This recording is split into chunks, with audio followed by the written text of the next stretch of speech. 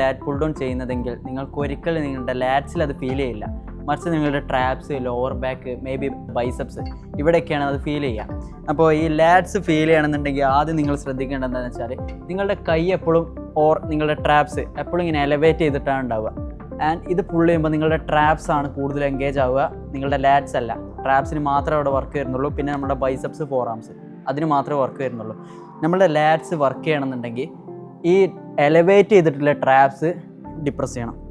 Okay, ഇങ്ങനെയുള്ള traps ഇങ്ങനെ ആവണം. ഇങ്ങനെ ഒരിക്കലും ചെയ്യരുതെന്നല്ല പറയണത്. നമ്മൾ റിലീസ് ചെയ്യുമ്പോൾ എപ്പോഴും ഇങ്ങനെ പോകണം.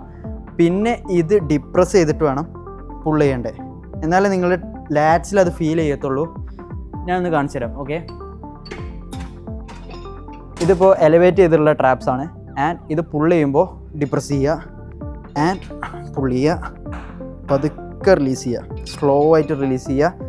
ഇപ്പോൾ ട്രാപ്സ് എലവേറ്റായി, അത് ഞാൻ എലവേറ്റ് ആക്കിയതാണ് ആ ഒരു സ്ട്രക്ചർ കിട്ടാനും വേണ്ടിയിട്ട്. ആൻഡ് ട്രാപ്സ് പിന്നെ ഡിപ്രസ് ചെയ്യുക, പുൾ ചെയ്യുക, പതുക്കെ റിലീസ് ചെയ്യുക. ഓക്കെ,